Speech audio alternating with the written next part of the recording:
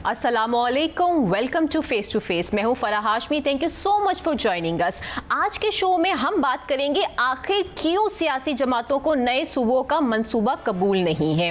इसी के साथ साथ आपसे मैं ये बताना चाहूँगी कि 8000 अफराद स्पेन में दाखिल करने के पीछे क्या अमरीका और इसराइल है, और इस हफ्ते अमरीका का ईरान पर फैसला कुन हमले करने का ऐलान। और साथ ही साथ हम आज बात करेंगे लाहौर इंतजामिया क्या सैलाब के लिए तैयार है, और पीटीआई रहनुमा अब्दुल्ला ताहिर के कत्ल में मुलव्वस 6 सहूलतकार गिरफ्तार। इससे पहले हम अपनी आज की स्टोरीज पर गुफ्तगू शुरू करें। मैं वेलकम करना चाहूँगी शहजाद हुसैन भट्ट साहब को, हमारे एक्सपर्ट एनालिस्ट। अस्सलाम वालेकुम भट्ट साहब, कैसे हैं आप? अस्सलाम वालेकुम। अच्छा, पहली खबर पे हम बात करेंगे कि सियासी जमातों को आखिर क्यों नए सूबे पे पाबंदी या एतराज़ है, क्यों नहीं बन सकते नए सूबे? नहीं, काबिल एहतराम फराह हाशमी साहबा, सियासी जमातों को बिल्कुल एतराज़ नहीं है, तरीक़ाकार पे एतराज़ है।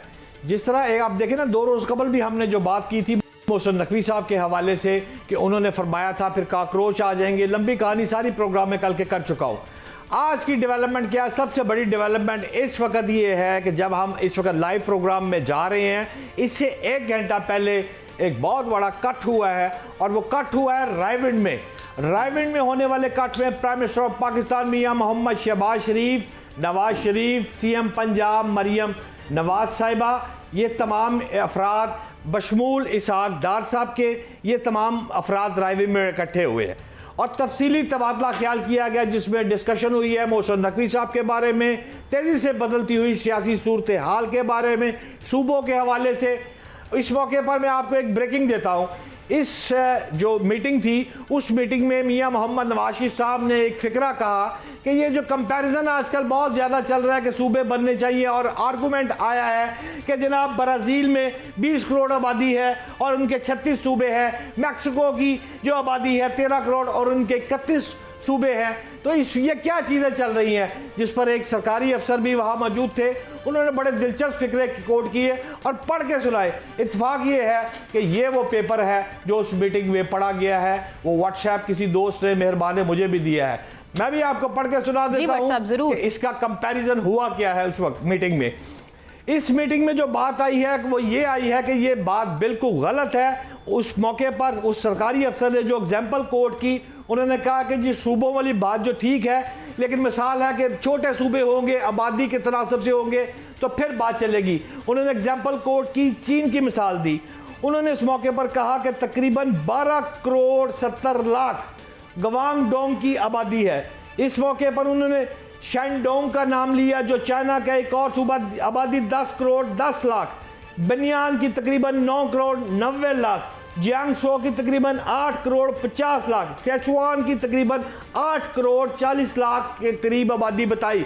उन्होंने कहा इतनी बड़ी आबादी के चाइना में सूबे अगर चल रहे हैं तो वहाँ पर भी तो तरक्की हो रही है। तो ये कोई कंपैरिजन नहीं है, ये कोई आर्गूमेंट नहीं है कि इसको आबादी के हिसाब से सूबे बनने चाहिए। चाइना के मंसूबे को एग्जाम्पल सेट करके कहा, तो आपको लगता है कि अब हमें चाइना के मंसूबों पर अपनी मंसूबाबंदी करनी चाहिए? नहीं, हमें नहीं करनी चाहिए। वहां पर एक ये बात हुई, मैं दूसरी बात भी कर देता हूं। असल में फिक्रा एक ले ले, ये चाइना के मॉडल की हमायत में भी गुफ्तगू जारी है, और इस मौके पर यह भी फिक्रा एक मार्केट में आया है कि भारत के कुछ महाराष्ट्र की आबादी 12 करोड़ 80 लाख, उत्तर प्रदेश की आबादी तकरीबन 24 करोड़ 24, मैं 24 करोड़ कह रहा हूं आपको उत्तर प्रदेश की आबादी, मैं बाहर की 13 करोड़, मगरबी बंगाल की 10 करोड़ 20 लाख और मध्य प्रदेश की तकरीबन 8 करोड़ 70 लाख। भाई ये सूबे क्यों तरक्की कर रहे हैं जी, एडे वड्डे, इनको तोड़ के भी 6 में कर दिया जाए। हाउएवर, मैं इसके बावजूद सूबों की तकसीम को इतना बुरा नहीं समझता। सूबे तकसीम होने चाहिए, सूबे अगर छोटे भी हो तो कोई बुराई नहीं है, लेकिन उसका तरीकाकार फर्क क्या है? तरीकाकार पे गौर करें ना। क्या आपके आइन में लिखा है कि जिसका जो दिल चाहे सूबा तोड़ दे, नए सूबे बन जाए? क्या लिखा है? नो। आपको 2/3 मेजॉरिटी चाहिए। आप पार्लियामेंट में जाएंगे, पंजाब असेंबली, सिंध असेंबली अपनी पास करें ना, बिल पास करके कौमी असेंबली में भिजवाएं, वहां से ये अप्रूव हो और अप्रूव होने के बाद बिल बन जाए। लेकिन काम किसका है? पार्लियामेंट का। ये पार्लियामेंट ने बनाने हैं सूबे, ये बज़ोर ताकत ना बन सकते हैं, ना बनाने चाहिए। सिर्फ नफरतें बढ़ेंगी फरा, और कुछ नहीं होगा। लेकिन बट साहब देखिए, आपने तो बहुत बड़ी खबर दे दी कि मियां साहब का जो बयान था, उन्होंने किस तरीके से चीनी मॉडल की हिमायत की, लेकिन ये बहुत अच्छा तरीका था इस चीज़ से डिसएग्री करने का। लेकिन अगर हम बात करें सिंध हुकूमत की, तो उन्होंने तो मोहसिन नकवी की बातों को घिसी पिटी बातें कह दी। तो इसका मतलब ये है कि घिसी पिटी बातें कहना, यही बात तो DG ISPR ने भी तो कही थी ना। तो ये मुझे समझ में नहीं आ रहा, प्लीज़ ज़रा समझाएं हमें। मैं समझाता हूँ फरा आपको, घिसी पिटी बातें नहीं, वो गलत है, वो नाकदीन है जो मोहसिन नकवी के खिलाफ है। उन्होंने बात ही करनी है मोहसिन नकवी के खिलाफ। कि उन्होंने कहा क्या था, ताकि राना शॉर्ट सुनाएं पहले आप जी, बिल्कुल शॉर्ट सुना दें। हमें इस बात से ना डराया जाए कि ये जो काखरोज हैं, अगर ये इकट्ठे हो गए, इनको लैपटॉप देने से या इनको वज़ाइफ देने से नहीं संभलेंगे। इनको हमने पूरी तरह से संभाला भी हुआ है और आगे भी संभालेंगे। अगर वजीर आजम ने जो वोट लिए, उन वोटों को आप अगर फॉर्म 47 का कहते हैं, सदर ने जो वोट लिए हैं वो किस फॉर्म के थे? एक दूसरे बरखुरदार हैं, वो कल फरमा रहे थे कि ये सिस्टम जो है ये बस अब खत्म हो चुका है। ओ भाई, इस सिस्टम में तुमने 30 साल का सफर जो है वो 3.5 साल में तुम कहां से चले हो और कहां पहुंचे हो, और अब तुम्हें आगे पता चला है कि ये सिस्टम जो है ये बिल्कुल खराब है, ये चल नहीं सकता। आखिर ये किसको कह रहे हैं बरखुरदार? फरा हाशमी साहबा देखिए, वो कह रहे हैं बरखुरदार। ये बरखुरदार का लफ्ज़ तो हमने 2 जगहों पे सुना है। एक तो बिलावल साहब जो हैं वो जरदारी साहब के बरखुरदार हैं, दूसरे मोहसिन नकवी साहब को भी, ये मैं नहीं कह रहा, ये जरदारी साहब ने खुद कहा था, ये मेरा मुंह बोला बेटा है। इसलिए बरखुरदार का लफ्ज़ बिल्कुल मोहसिन नकवी साहब के लिए बोलना को गैर मुनासिब मैं समझता हूँ नहीं है। लेकिन सवाल क्या है, मैं फिर वहीं आ रहा हूँ जहाँ से मैंने बात आपके शॉर्ट से पहले की थी। कुछ नाकदीन है जो मोहसिन नकवी की हर बात को ना बतंगड़ बनाने की कोशिश करेंगे। कौन है बट साहब? जो मुखालफीन है। लेकिन सवाल यह है कि मोहसिन नकवी का यह फिक्रा कहना कि इस वक्त पाकिस्तान का जो जहाज है वो टैक्सी करता हुआ जहाज, इस वक्त उसको अप करने की जरूरत है, मुल्क को तरक्की देने की जरूरत है, मुल्क में नए सूबे बनने चाहिए, इनकलाबी प्रोग्राम आने चाहिए, ये जो मुफ्त बिजली शिजलियाँ जा रही हैं, ये करोड़ अरबा रुपए जा रहे हैं, इनको काबू में होना चाहिए। मलक रियाज की मिसाल अभी सामने है ना आपके। मलक रियाज अभी तक दुबई बैठा है, पाकिस्तान की तारीख में हमने कभी नहीं देखा कि मलक रियाज पे कोई हाथ डाले। इस हुकूमत ने, इस मुक्तदर शख्सियात ने, इस एस्टैब्लिशमेंट ने बिल्कुल डाला, मलक रियाज पर हाथ डाला और सही डाला हुआ है। आगे भी हमें उम्मीद है, सूबे पे भी इख्तलाफ नहीं, तरीका वारदात पे इख्तलाफ है। फरा बनने चाहिए, लेकिन काम किसका है? उन अफराद का जो कि टैक्स हमसे कम देते हैं, उनकी जरा एक्सपोर्ट चेक कर ले, जो मोहसिन नकवी साहब की मुलाकात में बैठे हुए थे अफराद। लेकिन बट साहब, खबरें तो ये आ रही हैं कि 12 से 13 सूबे बनाने की प्लानिंग चल रही है, इसमें कितनी सच्चाई है? देखें, वो मुझे याद है बचपन में आपने भी पढ़ा, मैंने भी पढ़ा, 14 points of Quaid. Sindh should be separated from Bombay presidency. Sindh को बंबई से अलहदा किया जाए, याद है, पढ़ा था जी बिल्कुल। अब सिंध को कराची से अलहदा किया जाए, ये बात नागवार गुजरी आसद जरदारी साहब को। इसीलिए अब मोहसिन नकवी साहब उनके फेवरेट नहीं रहे। नहीं, फेवरेट तो उनका बरखुरदार तो फेवरेट होता है ना। बरखुरदार मेरा बेटा अब्दुल्ला बिन सलाम मुझसे नाराज हो गया, खत्म हो गई बात। नहीं, आज भी बेटा है मेरा, वो तो मेरा बेटा बरखुरदार, वो अपनी जगह पे ही रहेगा। सवाल यह है, तनाजात होते हैं, बरखुरदार का लफ्ज जो है वो मुंह बोला बेटा जिसको आप कहते हैं, इसमें कोई बुराई नहीं। राना सनाउल्लाह ने जो टॉन्ट की ठीक की है, बिलावल ने भी तनकीद की है। सवाल यहां पर सिर्फ एक है कि अगर कराची को आप सिंध से अलहदा कर दे तो कराची के पीछे क्या रहेगा? सोचने वाली बात है। बिल्कुल। आप जनूबी पंजाब को पंजाब से अलहदा कर दें तो क्या क्या रह जाएगा पंजाब के पीछे? अच्छा, मे भी इससे तरक्की हो, मुल्क खुशहाल हो, लेकिन अगर आप गौर करें ना पीटीआई को, तो वो गौर साहब ने बड़ा खूबसूरत फिक्रा कहा है। इस पे तो आहिस्ता आहिस्ता चीज़ें खुल के आएंगी। लेकिन अब बात करेंगे स्पेन की। जैसा कि हमने बात की कि जो तकरीबन 60,000 अफराद का अचानक से स्पेन के बॉर्डर को क्रॉस करके अभी तक मेनलैंड में नहीं पहुंच जाना, तो आपको क्या लग रहा है, ये कहीं अमेरिका और इसराइल की वो कहते हैं रिवेंज नहीं है? क्योंकि स्पेन ने हमेशा पैलेस्टाइन के लिए स्टैंड लिया, आवाज़ उठाई, तो क्या कहेंगे कि किस तरह की ये छोटी सी घरेलू साजिश की तरह लग रहा है? पर ये सीधी बात है, ये सजा दी जा रही है स्पेन को। असल में ये कहते हैं ना, स्पेन के अंदर घुस गए, ये इस तरह नहीं है। थोड़ा सा इसको क्लियर प्लीज नाज़रीन को कर देना चाहिए हमें स्पेन के साथ एक छोटा एक सूबा कह लें, एक शहर कह लें, उस पे भी जब ये अलहदा हुआ, सारे काम हुए, उस वक्त एक जगह पर कब्जा फराह हाशमी का था। अब उस जगह पे, ये मेरा स्पेन है, ये फराह हाशमी का कब्जा और मैं भी स्पेन हूँ, उसी के साथ ही मुल्का है। अब उसके अंदर अगर कोई लोग आ गए, उस जगह पर आके बस गए, तो वो सिर्फ ये है कि स्पेन के अंदर घुस गए। हालांकि नहीं, जैसे आप कहें कि आज़ाद कश्मीर या गिलगित की मिसाल दे सकती हैं, उस तरह है। ये आपके पाकिस्तान के साथ मुल्का ज़रूर है, स्पेन के अंदर घुसे यहाँ तक ठीक है। कहना क्या चाह रहा हूँ, ये सिर्फ और सिर्फ इसराइल ने सज़ा दी है स्पेन को। और ये जो बंदे 50,000, ये देखें फुटेज देखें ज़रा आप, ये किस तरह मौज जफरे मौज जा रही है, लग रहा है भट्ट साहब। लेकिन आप ये देखें ना कि जो इटली ने आगे रिस्पॉन्स किया है, जबकि उनको साथ खड़े रहना चाहिए। इटली ने कहा कि जी हम जो हैं अपने ताल्लुकात स्पेन से तोड़ रहे हैं, जो शेंगेन के अंदर आता है। तो उस पर क्या कहेंगे कि अब क्या इटली खुल के आ रहा है और वो एंटी पैलेस्टाइन दिखाना चाह रहा है अपने आप को? फरा बात सिर्फ 3 लाइनों की कहूंगा। ईरान ने गरूर तकब्बर तोड़ दिया है पूरी दुनिया का, कोई माने या ना माने। जो ईरान जिस तरह लड़ा है, जिसने शहादतें दी हैं, उसको सलाम करना पड़ेगा। और खुदा की कसम मुझे पाकिस्तान पे भी फख्र है कि मैं एक पाकिस्तानी हूं। जिस तरह पाकिस्तान ने निगोसिएशन की है, अपने भाई ईरान का साथ दिया है, अपनी रेड लाइन सऊदी अरब का साथ दिया है। अमेरिका ने कहा कि जिए जनाब सैयद आसिम मुनीर, जिए सैयद जनाब मोहतरम मोहम्मद शहबाज शरीफ साहब किबला। ये तारीफें हमारे पाकिस्तान की हुई है ना, ये मेरी तारीफें हुई है ना, शहबाज शरीफ की तारीफ नहीं हुई। ये सैयद आसिम मुनीर साहब की तारीफ नहीं, मेरी तारीफ है ना। I feel proud. जिस कमाल सफारतकारी से खेला पाकिस्तान, और कमाल सफारतकारी से और जंगी महाज पर जिस तरह ईरान लड़ा है, ईरान को भी सलाम है। अब क्या होगा, अब सुने फिर, अब यूरोप भी टूटेगा ईरान की वजह से। ये जो शेंगन है ना, ये जो वीजे लगते ना इधरों इधर ते इधरों इधर 7-8 मुल्कों के बीच, अब नहीं जाएंगे। ये स्पेन पहली चिंगारी है और इस राख के डेर ने शोलों को दबा रखा है। अब ये फटेगा, अब लावा फटेगा। बिल्कुल, देखें शेंगेन में हम देख रहे हैं कि हालात ख़राब हो रहे हैं, लेकिन उसी जानिब आप ये देखें ईरान में F-35 गिराना बहुत आसान हो गया है। लेकिन अब खबरें ये आ रही हैं कि अमेरिका के अंदर भी F-35 गिर रहे हैं। क्या हो क्या रहा है ये?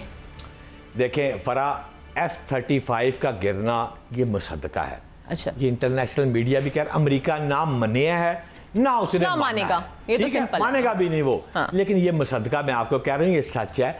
और जाके देख लें, वो दूसरे जो भाई हैं वो सारी फुटेज पेश कर रहे हैं, हर चीज मुसद्दका कापियां दे रहे हैं। दी FIR, एक दी है, ये उस टाइम पर लगाकर मुसद्दका FIR, वो मुसद्दका फुटेज दे रहे हैं कि एल जे F-35 ताड़ा ए गया जे, ये सच है।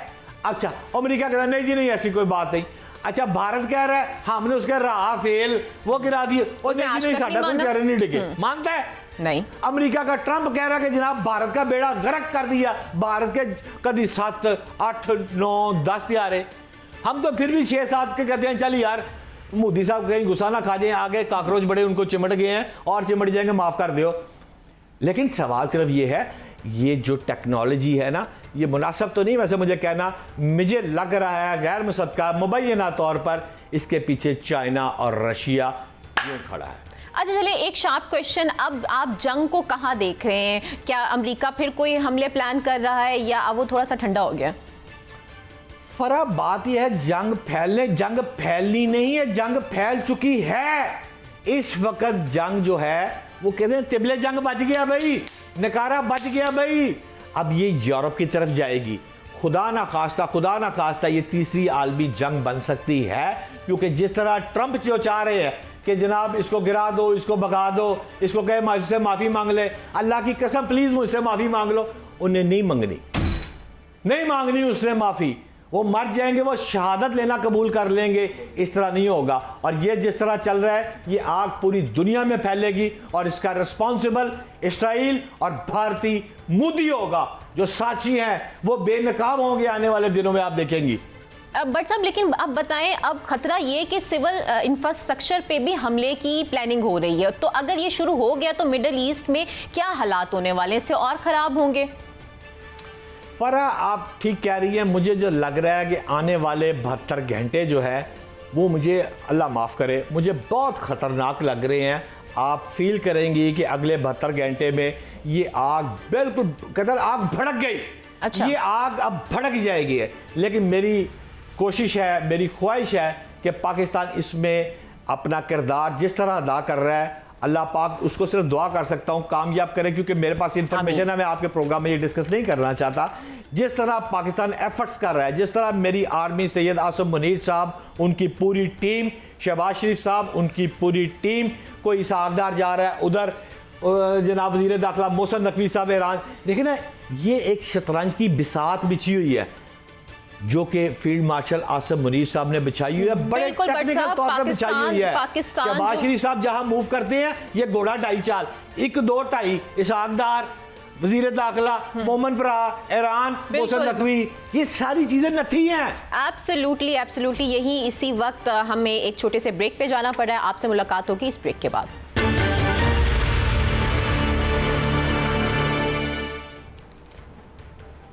Welcome back to face. आइए अब बात करते हैं लाहौर इंतज़ामिया की सैलाब से निपटने की तैयारियां कितनी हैं। साथ ही साथ हम बात करेंगे लाहौर डेवलपमेंट प्रोग्राम के हवाले से क्या नई इनिशिएटिव्स लिए जा रहे हैं रिगार्डिंग मैन होल, बहुत सारी बातें होंगी। और सबसे पहले मैं आज के हमारे गेस्ट को वेलकम करना चाहूँगी। इट्स अ ट्रू ऑनर कि उन्होंने वक्त निकाला। DC Lahore captain retired Muhammad Ali Jaz साहब, बहुत बहुत शुक्रिया सर। थैंक यू मैम, यहाँ पे मौजूद होने का, हमारे स्टूडियो में आने का। अच्छा, सबसे पहले बताएं कि रिगार्डिंग मॉनसून और सैलाब की तैयारियां क्या चल रही हैं लाहौर में?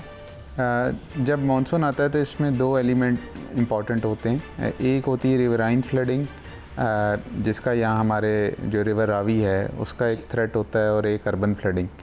अगर रिवराइन फ्लडिंग की बात करें तो उसकी सबसे जो पहला काम है वो होती है मॉनिटरिंग, जो कि मुख्तलिफ जगहों से रेगुलरली मॉनिटर हो रही होती है, जिसमें irrigation department, wet department, PDMA वो सब उसको मॉनिटर कर रहे होते हैं स्टार्टिंग फ्रॉम इंडिया, क्योंकि इंडियन डैम्स की कैपेसिटी, उनका जो वहाँ से डिस्चार्ज होता है पानी का, वो सारा लेवल मॉनिटर होता है। उस हिसाब से फिर आपके पास रिएक्शन टाइम होता है और आप तैयारी करते हैं। बट उससे पहले जो रिवर बैंक्स होते हैं, उधर जो प्रोटेक्शन बंद हैं, उनकी रिपेयर होती है, वो तमाम मुकम्मल कर ली गई। बल्कि इस साल तो ये किया गया कि लास्ट ईयर तो कुछ एरियाज़ इनंडेट हुए थे, तो उधर भी कोई एडिशनल प्रोटेक्शन बंद बनाए गए हैं, और अभी काम मज़ीद भी जारी है, ताकि जिस तरह पिछले साल डैमेज हुआ था वो ना हो। एक तो वो स्टेप्स लिए गए हैं, फिर वहाँ पे सर्वे मुकम्मल कर लिया गया है, जो आबादी है, वैक्सीनेशन, जानवरों की कॉन्टीजेंसी प्लान्स, जहाँ जहाँ लोगों ने शिफ्ट होना है, जो कैंप्स इस्टेब्लिश होने हैं, उसकी वर्किंग। फिर हमने कुछ mock exercises along with the 1122 and civil defence वो की हैं, रिवर में जाके, कैनाल्स में जाके, रियल टाइम बोट्स के साथ, अपने जो स्विमर्स हैं, रेस्क्यूअर्स हैं, उनके साथ वो तैयारी हमारी अल्हम्दुलिल्लाह मुकम्मल है। जो फिर ब्रिजेस हैं उनकी इंस्पेक्शन, वो सारा कुछ हमने देख लिया है।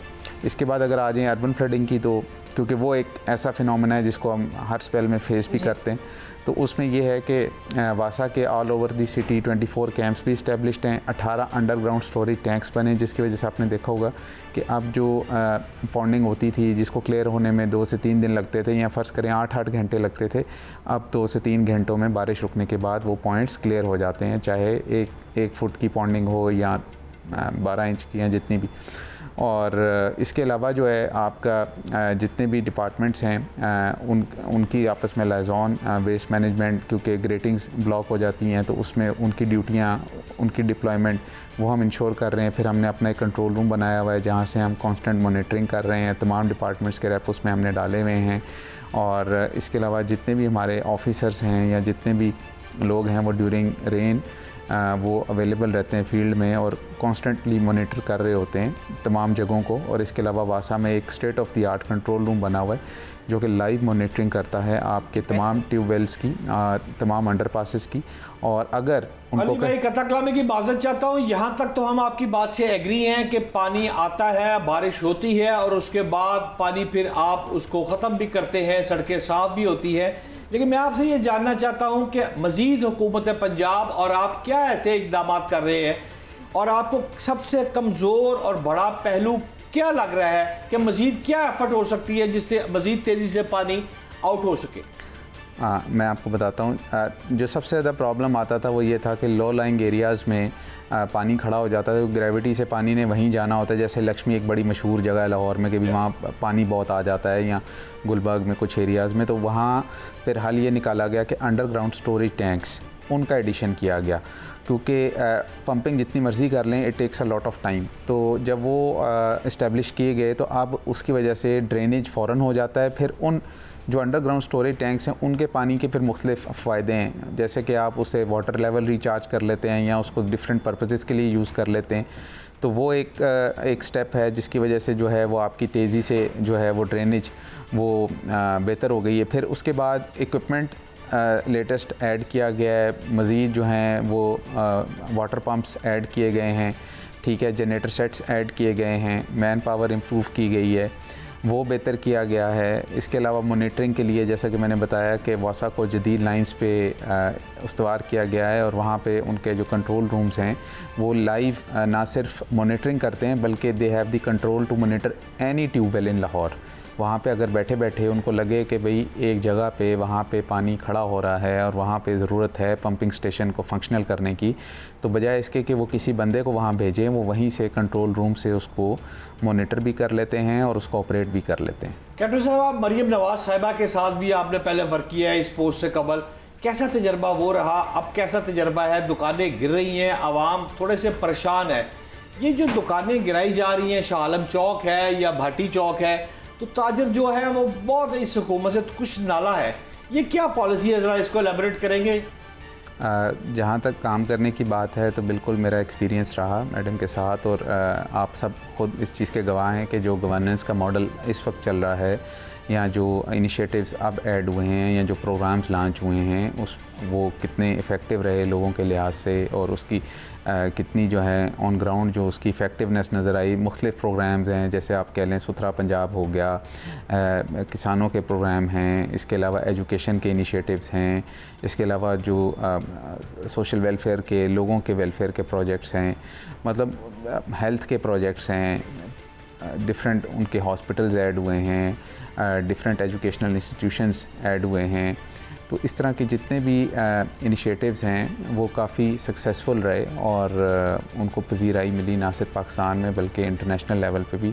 तो वो तो एक अच्छा एक लर्निंग एक्सपीरियंस भी था और प्रोफेशनली भी काफ़ी रिवॉर्डिंग था। उसके बाद अगर आप आ जाएँ दूसरा आपका जो एलिमेंट है दुकानों के लिहाज से, तो बेसिकली ये जो आप बात करें ये यहाँ पे रिवाइवल चल रहा है लाहौर हेरिटेज एरिया का, और वहाँ पे जितनी भी आप समझें कि ओल्ड एरिया या आप समझें कि शनाख्त थी लाहौर की, उसको रिवाइव किया जा रहा है। सर्कुलर गार्डन जो कि एक पहचान थी वर्ल्ड सिटी की, उसको रिवाइव किया जा रहा है। तो उसमें फिर ये है कि जितनी भी इंस्टॉलेशंस हैं उनको एक्वायर किया जा रहा है। अगर तो एनक्रोचमेंट है तो उसको डिमोलिश किया जा रहा है, अगर किसी की ओनरशिप है तो इसको एक्वायर किया जा रहा है, और उसका एक प्रॉपर एक कानून में तरीका है। तो पूरे 12 दरवाज़ों के अंदर आप क्लीनिंग एक जैसा माहौल बना रहे हैं? जी, जो ओरिजिनल हालत है उसमें उसको रिस्टोर किया जा रहा है। डीसी साहब, मुझे ये बताएं कि इस बार की बसंत 22 साल के बाद रिवाइव हुई लाहौर में, बहुत खूबसूरत तरीके से हमने देखा कि उसको मैनेज किया गया। अब ऑडियंस भी जानना चाहती है कि अगले साल की बसंत की तैयारियां क्या अभी से शुरू हो गई हैं? क्या प्लानिंग है आप लोगों की? क्या डिफरेंट चीज़ें होने वाली हैं? हाँ, वो चूँकि काफ़ी सालों बाद हो रहा था तो उसको काफ़ी हमने डिटेल में जाके उसकी वर्किंग की। हम ने डिफरेंट उसमें लॉज लेके आए, उसकी रेगुलेशंस को इंट्रोड्यूस किया ताकि कंट्रोल्ड एनवायरनमेंट में एक बेहतर तरीके से उसको करें, ताकि उसको लोग एंजॉय करें और उसके नुकसानात कम से कम हों। तो वो काफ़ी अच्छा एक्सपीरियंस रहा। तो कीपिंग इन व्यू दैट जो उसमें हमें कमी बेशी नज़र आई, अगले साल उसको दूर करके बेहतर तरीके से बसंत मनाई जाएगी। और उसमें जो एक मेन चीज़ है उसकी तैयारी का टाइम कम था पिछले साल, तो इस दफ़ा जो अब आ रही है उसमें उसको टाइम हम ज़्यादा देंगे ताकि तैयारी लोग बेहतर तरीके से कर सकें, जिसमें स्पेशली जो मैन्युफैक्चरर्स हैं उनको चाहिए होता है टाइम, क्योंकि शॉर्टेज हो जाती है चीज़ों की, क्योंकि डिमांड एक्सपेक्टेशन से ज़्यादा थी लोगों की, तो मार्केट में चीज़ें कम पड़ गई थी। तो वो इस दफ़ा हम उम्मीद करते हैं कि वो हम तैयारी का टाइम पहले दे देंगे, 3 से 4 महीने पहले हमारे माइंड में है ये। यानी कि नेक्स्ट ईयर फिर धूम धड़के से बसंत लाहौरिया फिर पूरा एक मेला अरूज पर है इंशाल्लाह। अच्छा कप्तान साहब, ये बताइएगा कि आपका जो पस मंज़र है वो फ़ौजी है, आप डिसिप्लिन, नज़्म ज़ब्त और बहरान को निपटने का जो सारा ये सिस्टम आपने फ़ौज से सीखा है, तो जब आप डीसी की सीट पर आ गए तो आपने फ़ौज से क्या ऐसी चीज़ सीखी जो यहाँ लाहौर में आप उस पर अमल दरामद करके उसको इम्प्लीमेंटेशन करना चाहते हैं? बहुत सारी चीज़ें हैं जो कि आप अपनी लाइफ में जो आप पर्सनल एक्सपीरियंसेस होते हैं या जो आपने चीज़ें सीखी होती हैं उसको आप जो हैं करते हैं, यूज़ करते हैं अपने मैनेजमेंट में, डे टू डे मैनेजमेंट में। उसमें सबसे पहले जो फॉरमोस्ट चीज़ है वो तो है आपका डिसिप्लिन, और उसके बाद आपका जो ability to deal with the crisis काम तरीके से, और उसमें ओनरशिप लेना चीज़ों की, और lead from the front bye setting the personal example, और लीडरशिप। ये रोल्स हैं जो कि मुझे यहाँ काफ़ी काम भी आते हैं और मैं यूज़ भी करता हूँ, और कोशिश करता हूँ कि जो भी चीज़ है उसको मैं लोगों को या अपनी टीम को अपने साथ लेके चलूँ और उसमें मैं लीड लूँ ताकि वो फॉलो भी करें और उनको सपोर्ट भी फील हो। डीसी साहब, हमने देखा मैन होल में गिरने के एक्सीडेंट्स हमारे सामने आए, तो अब हमें पता चल रहा है कि आप लोग सेफ्टी नेट इंट्रोड्यूस करवा रहे हैं। तो आवाम को ये बताएं कि आप लोग तो प्रिकॉशंस प्रोवाइड कर सकते हैं ना, लेकिन आवाम को भी कुछ ना कुछ प्रिकॉशंस लेने की ज़रूरत है, तो प्लीज़ उसके हवाले से आप क्या कहना चाहेंगे? उसमें मैं ये कहूँगा कि एक तो अगर कोई ऐसी चीज़ नज़र आए, वैसे तो हम खुद सर्वेस भी कर रहे होते हैं और उसको हम मीट भी कर रहे होते हैं जो शॉर्ट कमिंग्स होती हैं, बट अगर आप लोग जो कि वहाँ पे रह रहे होते हैं अपने इलाकों में, तो एक तो हमें ज़रूर बताएं, नोटिफाई ज़रूर करें ऐसी कोई चीज़ हो, हाईलाइट करें। और दूसरा एक जो हमने एलिमेंट देखा है वो ये होता है कि थेफ्ट का एलिमेंट भी होता है। बिल्कुल, वो आप ज़रूर, हाँ, वो आप ज़रूर हमारे साथ शेयर किया करें। बल्कि पिछले दिनों हमें एक वीडियो आई जिसमें किसी रेजिडेंट ने बताया कि ये एक बंदा कर रहा है चोरी या इस तरह, तो वो जो ही हमें पता चला तो विदिन 2 आवर्स वो ही वाज अरेस्टेड। तो इस तरह की चीज़ें हैं और हमें हमारे साथ कांटेक्ट में रहें और हमें बताते रहें, तो इस तरह मिलजुल के जो है ना एक बेहतर तरीके से इस चीज़ को काउंटर किया जा सकता है। कप्तान साहब, लाहौर के अक्सर जो अफराद हैं वो कहते हैं अफसर बदल जाते हैं और सिस्टम वही चलता है। आप अपने दौरे हुकूमत में तैनाती के इख्तिताम पर क्या ऐसी चीज़ को छोड़ के जाएँ जिसे हम काबिल पैमाइश आपके जाने के बाद देखें कि डीसी लाहौर लगा था, यार वाकई फ़र्क पड़ गया? कोई ऐसा प्लानिंग कर रहे हैं आप? देखें, इसमें काफ़ी सारी चीज़ें हैं। एक तो इनिशिएटिव्स हैं कुछ जो कि हम इंट्रोड्यूस करने का हमने प्लान बनाया हुआ है, जिससे एक अच्छी जो लाहौर की एक लुक है उसको हम बेहतर करने का प्लान रखते हैं। उसमें कुछ प्रोजेक्ट्स मैंने फोरसी किए हुए हैं, उसको हम प्लान कर रहे हैं। अगर वो हमने इम्प्लीमेंट कर लिए तो मैं समझूंगा कि एक अच्छा वैल्यू एडिशन हम लाहौर में करके जाएंगे। और दूसरा ये है कि डिस्पोजल या एक्सेसिबिलिटी टू द पब्लिक, वो हमारी कोशिश है कि जितने भी लोग आते हैं या उनकी कोई भी पेंडेंसी है उसको हम जल्द अज जल्द जो है निपटाएं, क्योंकि लोगों को हमने देखा है कि कई सालों से उनके केसेस जो हैं वो पेंडिंग में चले जाते हैं, तो वो हम उस पर हमने जो है जिसे कहते हैं। साहब, अगर जो देख रहे हैं उनको किस तरीके से आपसे रब्ता किया जा सकता है, आप तक पहुंचा जा सकता है, कंप्लेंट दर्ज की जा सकती है, तो प्लीज़ एक दफ़ा वो ज़रूर बताएं। उसमें मुख्तलिफ़ तरह से आप हम तक पहुंच सकते हैं। एक तो आप फ़िज़िकली भी चीज़ें हम तक पहुंचा सकते हैं। इसके अलावा अगर आप दूर रहते हैं या आपको लगता है तो आप ऑनलाइन जो है हमारे पेजेस तक हमारी चीज़ें हम तक पहुंचा सकते हैं। हमारी हेल्पलाइंस में हमारे जितने भी ये कंट्रोल रूम्स हैं वो एक्टिव होते हैं 24 आवर्स। तो जो चीज़ आती है हम कोशिश करते हैं कि उस पर हम जब एक्शन लें तो उस पर हम फिर फीडबैक भी लें कंप्लेनेंट से। तो ये मुख्तलिफ़ तरह के चैनल आजकल डिजिटल मीडिया के थ्रू तो लोग हमें एक्सेस कर सकते हैं मल्टीपल चैनल्स। साहब, मेरा आपसे आखिरी सवाल एक सिर्फ ये बता दें, इस वक्त लाहौर में ये हुक्का, ये शीशा, ये वेप, ये मेरे बच्चे बहुत ज़्यादा पूरे लाहौर में दंदनाते फिरते, इसके लिए अमल दरामद को ख़ास आपके ज़हन में क्या है सर? शीशे पे तो इस वक्त मुकम्मल पाबंदी है फ़िलहाल, और कोई भी ऐसी चीज़ अगर आए नोटिस में तो उसके ख़िलाफ़ सख्त एक्शन होता है। वेप पे एक्शन हुआ था, बट फिर कोई केस मेरा ख्याल हाई कोर्ट में आया, फाइल हुआ, जिसकी वजह से इस पे मेरा ख्याल ये सब जुडिस है मैटर। तो ये इस वक्त करंट स्टेटस है इसका लीगल। अदरवाइज़ गवर्नमेंट की पॉलिसी यही है कि ये जो एजुकेशनल इंस्टीट्यूशंस हैं या जितने भी इस तरह की जगह हैं इनको ड्रग फ्री किया जाए। अभी भी आज भी मेरी एक ड्रग एडवाइजरी हमारी एक फोरम है, उधर मीटिंग हुई है और उसमें हमने डिसाइड किया कि 24 कैंपसेस हमने इस वक्त डिक्लेयर कर दिए और अभी आगे आने वाले महीनों में 25 मोर इंस्टीट्यूशंस हम जो हैं ड्रग फ्री करने जा रहे हैं। Thank you so much D, बहुत बहुत शुक्रिया हमें ज्वाइन करने के लिए। आपसे मुलाकात होगी इस छोटे से ब्रेक।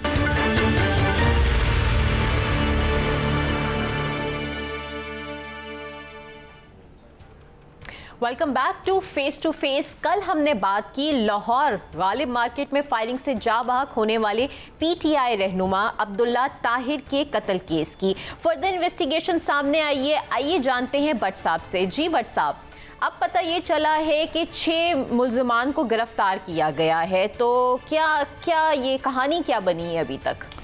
जी दुरुस्त फरमा रही हैं फराह हाशमी साहबा। 6 शूटर वाली बात जो आप कर रही हैं, ये असल में सहूलतकार का अल्फाज यहाँ पर इस्तेमाल किया जाए। जो 6 सहूलतकार हैं जो शूटर को इमदाद दे रहे थे, सहूलतकारी कर रहे थे, उनकी कुछ पिक्चर हुकूमत को, पंजाब हुकूमत को सामने आई है। उसके मुताबिक इन्होंने गुजरांवाला से एक गाड़ी किराए पे ली, उसके फिर नंबर प्लेट चेंज की, वही गाड़ी पर लेकर ये गालिब मार्केट के पास आए। ये इचरे से गुजरे, फिर गालिब मार्केट गए, वहाँ जाके इन्होंने गाड़ी खड़ी की। गाड़ी खड़ी करने के बाद मोटरसाइकिलों पर ये सवार हुए। 2 मोटरसाइकिलों का इस्तेमाल किया गया और क्लिनिक के अंदर जाकर जो मकतूल है उसको राना साहब को इन्होंने फ़ारग कर दिया। सवाल अब ये है यहाँ पर कि ये जो सहूलतकार 6 हैं ये, और जो गुजरांवाला से गाड़ी ली गई है वो, ये पुलिस काफ़ी करीब पहुंच चुकी है कातलों के कि ये शनाख्ती कार्ड जो गुजरांवाला से गाड़ी किराए पे ली गई और जो शूटर गाड़ी से उतरे, जब असल में उतरे वो मोटरसाइकिलों पर, उस वक्त तो हेलमेट है उनके सर पर, वो शनाख्त होने में दुश्वारी हो रही है। लेकिन रास्ते में गाड़ी से उतरना और इचरे से गुजर कर गालिब मार्केट आना, लाहौर की सड़कों पर कत्ल के बाद घूमना, ये वो मसला है जिससे उनकी शनाख्त काफ़ी करीब होती जा रही है।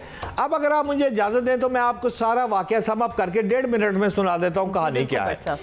कहानी कुछ इस तरह है डियर कि ये रेत का कारोबार करते थे मकतूल, और बड़े पैमाने पर रेत का कारोबार करते थे पंजाब के बड़े लेवल पर। अब इन्होंने केपीके में भी ठेके लेने शुरू कर दिए थे और वहाँ पर पठानों से भी इनका कोई मसला चल रहा था। पुलिस की तफ्तीश, जब मैंने कल आपको बताया था कि एक इसकी 3 बीवियाँ थी, 2 ने इल्ज़ाम लगाया है कि लाहौर की बीवी पर भी इल्ज़ाम, उसको भी ज़ेरे हिरासत लाया जाए। आज मैं कह रहा हूँ कि केपीके में जो इनका पठानों के साथ लेन देन था उसको भी शामिल तफ्तीश में लाया जाने की अब बात आगे बढ़ी है। इन्वेस्टिगेशन के मुताबिक कातिल कौन है ये बताए ना, कि अभी तक क्या रही है इन्वेस्टिगेशन? देखें, बात यह है कि इन्वेस्टिगेशन के मुताबिक तफ्तीश आगे बढ़ रही है, लेकिन जो अब्दुल्ला ताहिर, अगर मैं वही कह रहा था, 1 मिनट का इजाज़त मैं आपको सम अप कर देता हूँ। अब्दुल्ला ताहिर जो है उसके डेरे पर एक पंचायत लगती है।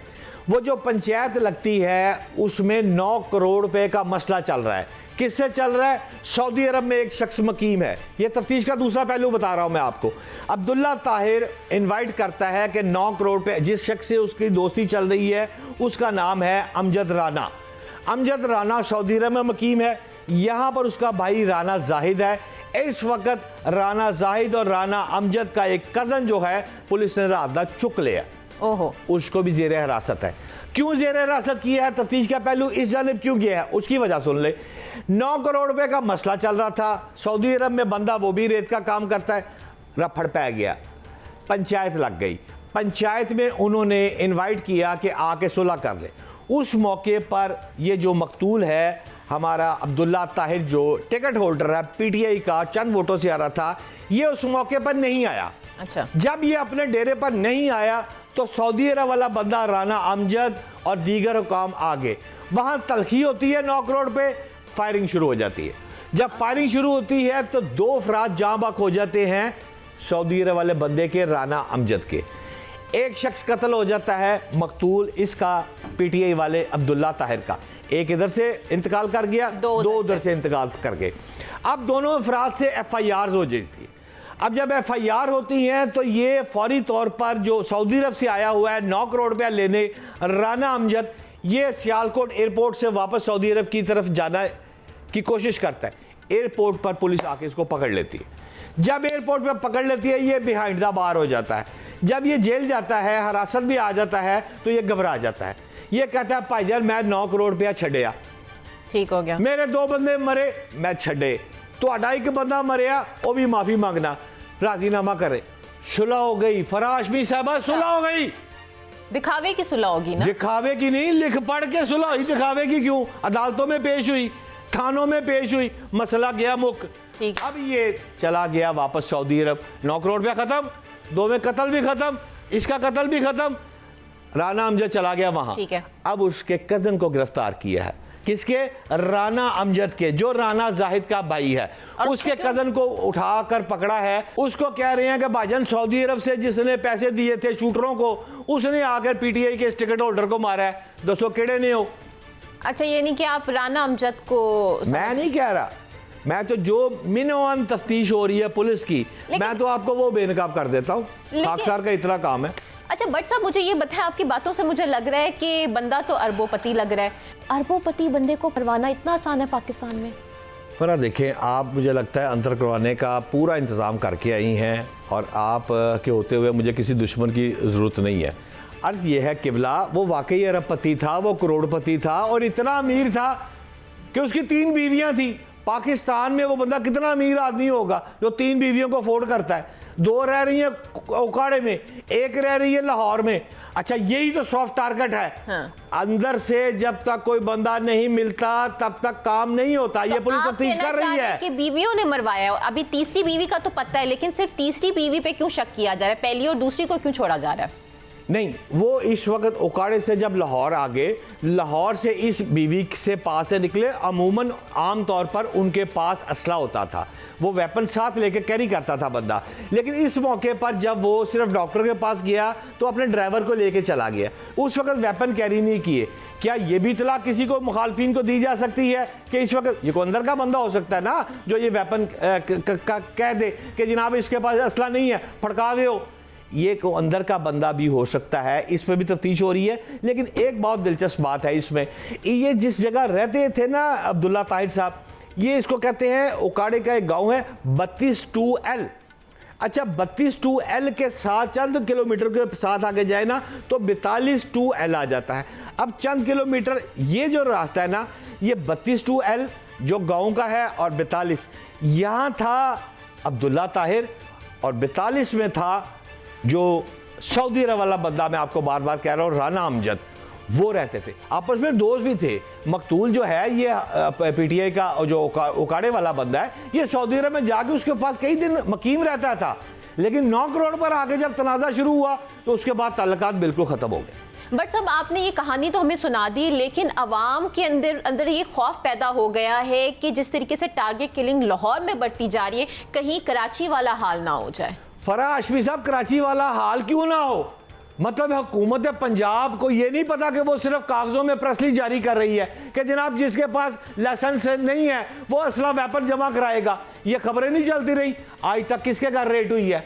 आप चले मेरे साथ इस वक्त चुबुर्जी, आप भी उठे, मैं आपको चुबुर्जी से एक गन लेके देता हूं, मैं आपको गोलियां लेके देता हूं।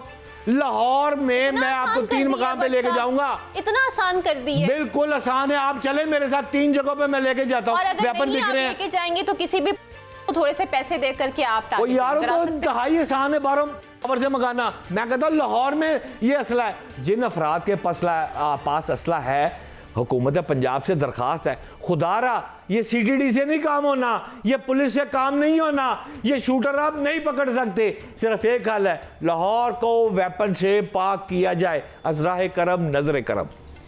बिल्कुल सही कह रहे हैं। बहुत अफसोसनाक बात है, लेकिन इसी के साथ प्रोग्राम का वक्त ख़त्म हुआ जाता है। आपसे मुलाकात होगी अगले शो में। This was your host Farah Hashmi, signing out. Pakistan जिंदाबाद।